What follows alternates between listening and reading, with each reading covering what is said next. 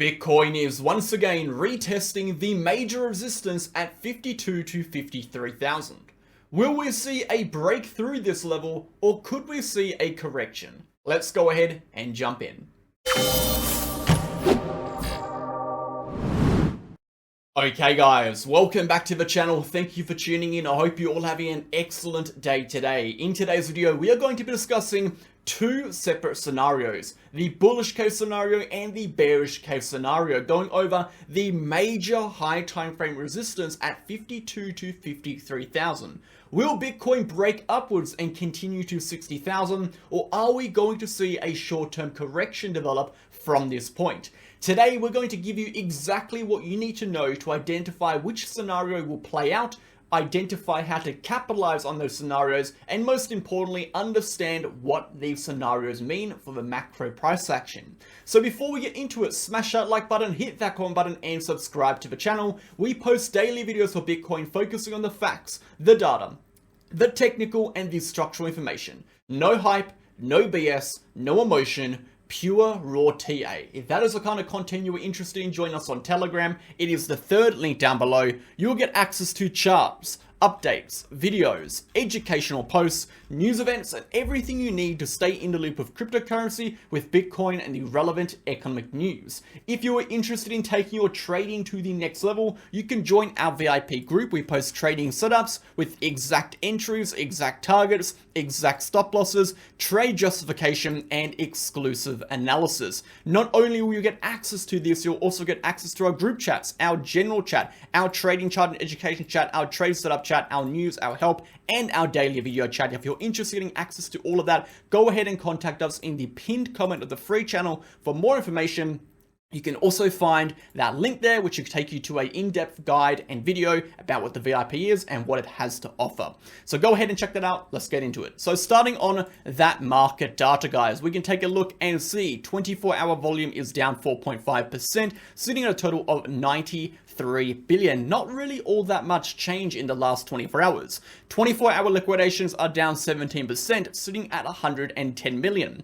Of the 110 million, 31 million have come from long positions, and a total of 78 million have come from short positions. Taking a very brief look at the price action within the last 24 hours, we can see we have had this chop range continue now for coming on about 6 days. We have been pushing more or less sideways. We'll come back and discuss what is happening here in just a moment. Moving back over to the market data over here, guys, we can take a look at the DXY. The DXY is pretty much doing exactly as we were expecting. We're expecting a rejection from that 105 level, which we now have seen. We have seen momentum now flip negative on the daily chart, breaking through the RSI uptrend, representing a negative momentum shift. This negative momentum shift will likely result in the price action breaking below its respective uptrending support line, which could result in a correction which we are targeting to around 103. This would be a very bullish scenario for cryptocurrency and for the stock market alike.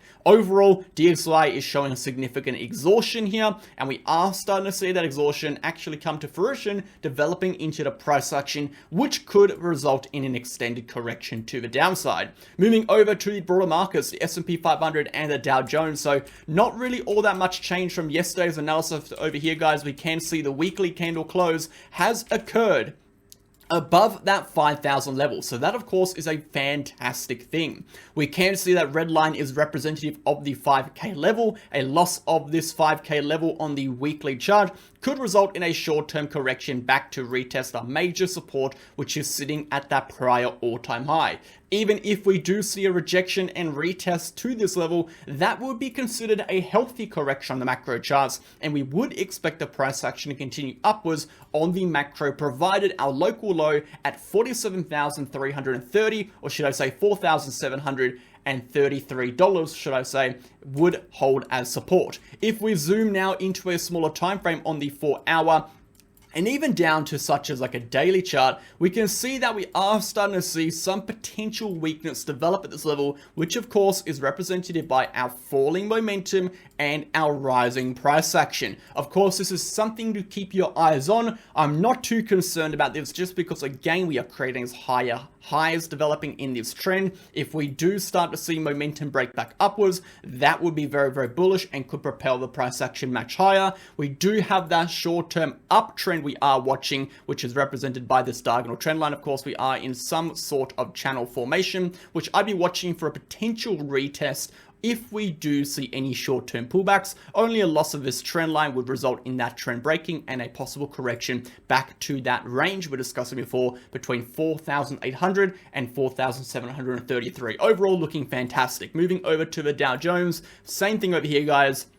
Holding that weekly candle above the 38K level is a very good thing. However, we do want to see a weekly close above 39K to actually result in the price action continuing to the next psychological level of resistance at 40,000. Overall, looking very, very good. I'm not going to get into the short term. If we do lose that local low here at 37,700, that could result in a short-term downtrend starting, resulting in a move to retest that prior all-time high. Again, if that does occur, it would be very, very bullish. It would be a nice bullish consolidation and retracement for a continuation upwards. However, right now we have not done that. We are still sitting above support. We are still targeting a continuation upwards. Enough about that, guys. Let's go ahead and jump over to Bitcoin. So what are we going to be talking about today? Most importantly, discussing that what we just had was a weekly candle close. We just had that weekly candle close. We're going to be discussing what it means, where it actually closed in, and why it was significant. We're also going to be talking about this major level of resistance at the 52 to 53,000 range. We'll be jumping over to the short-term charts, discussing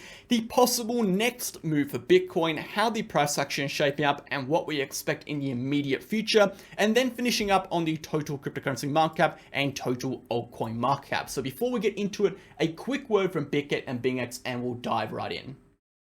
I wanted to briefly interrupt today's video to discuss the two exchanges we use on this channel, Bitget and BingX. So which exchange should you sign up to? If you look to the right hand side of the screen, you're going to see the list of differences in relation to KYC requirements and the countries these exchanges offer services to. The first link down below being the Bitget link, and the second link down below being the BingX link. No matter which link you sign up to, you're going to get up to 15% discounts on your trading fees, up to $5,000 in trading rewards, and of course, you'll get access to every single MegaWhale exclusive bonus campaign we run on these exchanges.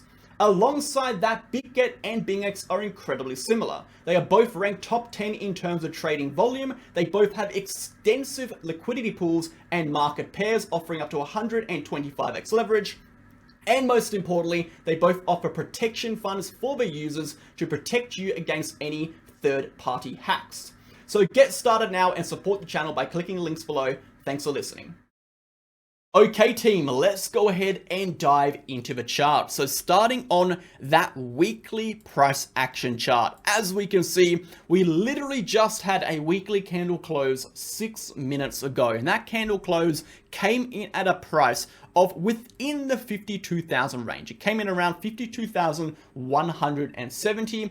It did not result in a break through the range. The upper range of resistance is sitting at 52,884. So it did kind of put us right in the middle between that lower and upper range of resistance on this higher time frame chart. Really quickly again, guys, the 52,000 to 52,880, or should we just say 53,000 rounded up, is a major area of resistance on the chart. If we do scroll back, we can see that upper level, specifically the level at 52,880, was the high in August, September 2021, before what was a violent correction for Bitcoin before that final leg toward the upside, creating the top. This was quite a large correction for Bitcoin and wiped off a considerable percentage for both altcoins and Bitcoin alike in what was a very small amount of time. If you guys do remember that specific day, the 14th of September, we saw Bitcoin drop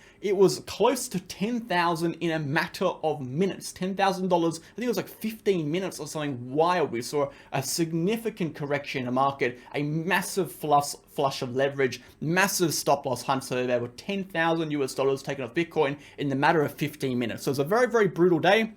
We've come back and we've retested that area. So we can see here, if we go forward on the chart, this is going to be a level of resistance on the Bitcoin chart that has held since September 2021. That brings us to around 800 to 900 days. So it's a 900-day long resistance. We are now retesting once again, and a break through this level of resistance, we would expect to see a similar reaction in the price action that we saw before. If we look at the last break of that resistance, we then saw a strong continuation upwards. We are going to be expecting a similar reaction in the price action if we do see a breakthrough as resistance again. So a very significant level on the chart, guys, that we are waiting and watching for a breakout to develop from. Again, a high time frame level like this, we ideally look for at least a weekly candle to a monthly candle above. In this instance, a weekly candle will suffice. If we take a look at the VRPV range, we can see we have had falling VRPV to this point at 53,000. Remember, guys, we told you a break above 48,000 will result in a relatively quick move to the next level of resistance at that 52 to 53,000 level. We can see that because we have the VRPV dropping, okay, until we reach this divot point, and then we start increasing again. So that represents, again, we are meeting an area of resistance, but more importantly, the distance from the 53 to the 60K is going to be harder for us to move through than the distance from 48 to 53. We would not expect a fast move through this range. It would be a slower grind upwards, which is a good thing as it gives some time for altcoins to potentially catch up a little bit. So overall, you can see now how important this level is. It truly is one of the major levels of resistance that is preventing Bitcoin from going higher. And if we do break through this level, we will be expecting a move into the 60,000 range, into the mid 50,000 range. Potentially, if we see what we saw before, it could take us directly to that all-time high. The biggest question is really, are we going to see that breakthrough now?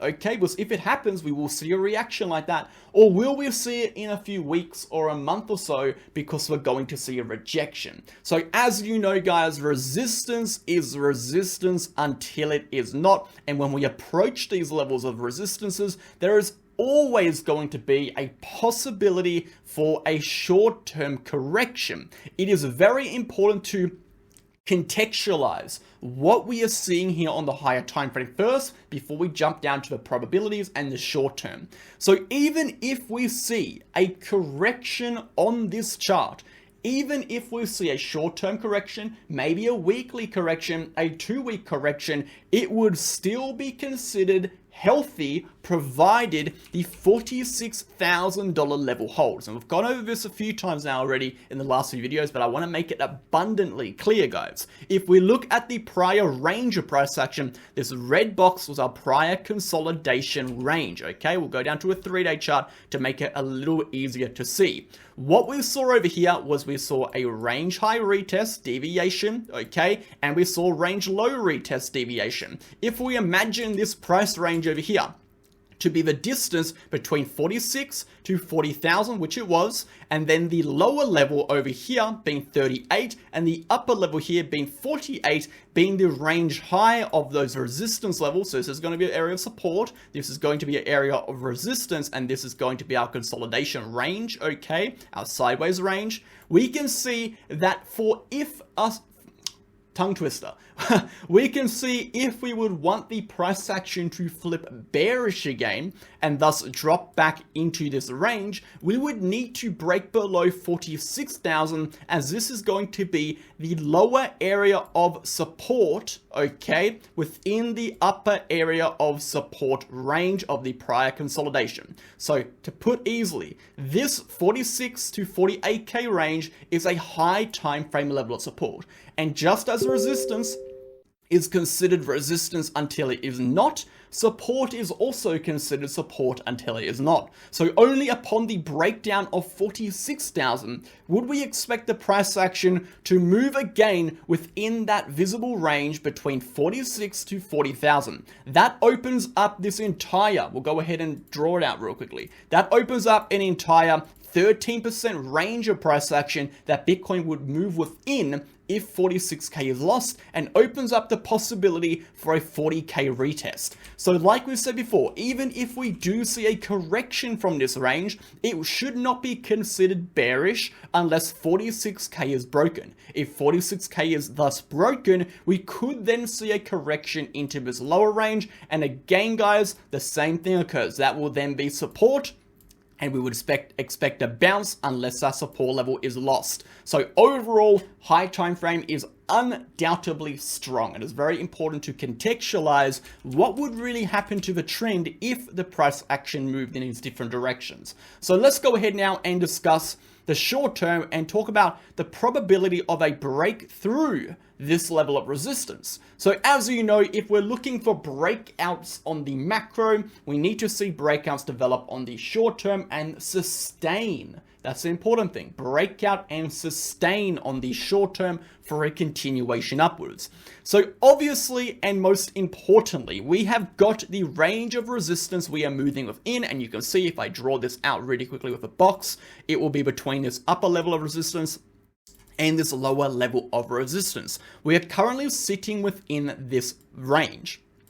Now, we have two uptrends we are looking at. We've got our high time frame uptrend represented by this diagonal trend line. I'm going to go ahead and just identify that and then ignore it for now. So that's our high time frame uptrend. If we do look at this a little bit more closely, this uptrend actually moves through, okay? This is going to be the 48k level here, okay? And if we go down, this is going to be the 46k level, that high time frame area of support. So it moves through that area of high time frame support, indicating this diagonal trend line could provide a support area or a trigger area for a bounce and continuation if it is retested, which would again add another layer to that 48 to 46 high time frame support.